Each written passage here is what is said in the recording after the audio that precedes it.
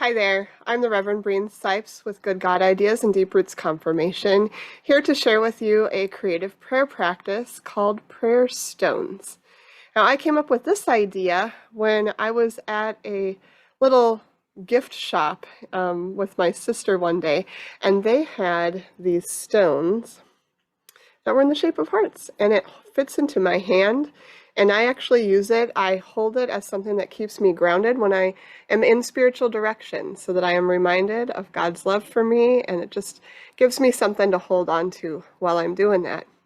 So I thought maybe we could do something similar for you, and then you could also, if you wish, turn it into a project for others.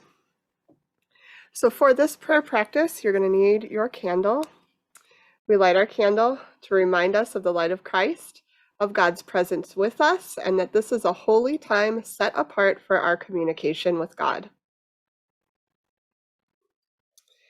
Then you need some river stones, hopefully with a sort of flat side to them. I find these at the dollar store in the floral section, or at Walmart, or at a craft store, and they're usually in with all the florals because people use them in vases or things like that. So you can pick up a few of these for not too much money. I found that it's best to have a background to paint on, so I started with some acrylic paint, some black acrylic paint, and a paintbrush. And before beginning my prayer, I painted the surface of my stone black, like that. You could pick another color if that is good for you, but I just find that the paint markers show up better against a plain background. And then you need some paint markers. I have a few different colors here. You can also get these at the dollar store, at Walmart, or at a craft store.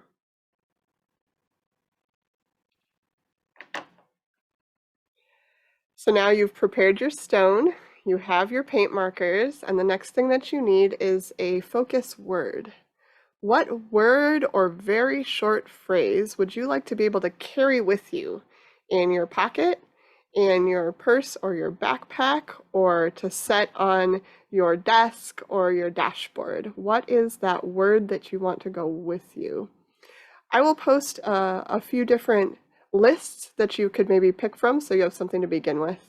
I'm going to go with the 3 words from 1 Corinthians, which are faith, hope, and love.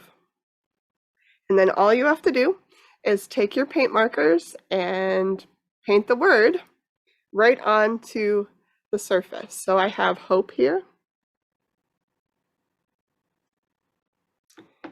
And I have love, which I surrounded with hearts. And I have faith. And I can tell you that yellow takes a couple of coats, but it's totally worth it because it shows up so nice. So the idea with these is that you're actually creating a portable prayer station that fits in your pocket. We've been working on portable prayer stations, having all the things that you need for prayer in a very small space, but this is so portable that it's perhaps even a pocket prayer. You take this with you. You put it in a place where you will see it all the time, or where your hand will always get into contact with it. And then when it does, you stop and pray.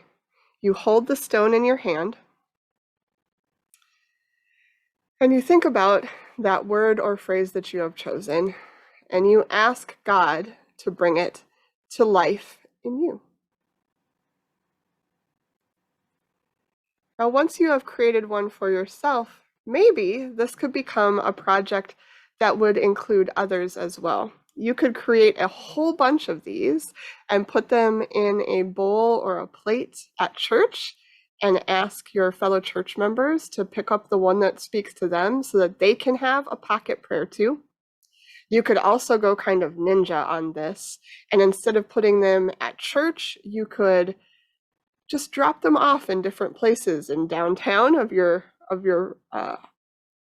town, or in your neighborhood. You could leave them just in all sorts of secret places in your home for your family to find, or however you'd like to do it, to share the idea of having a pocket prayer.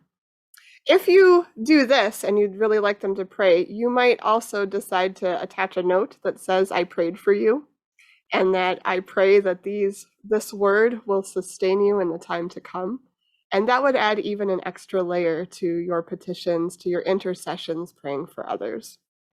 Whichever way you choose to engage in this creative prayer practice, I pray that you will know that God's ears and heart are always open to listening to you as you engage in your time of prayer.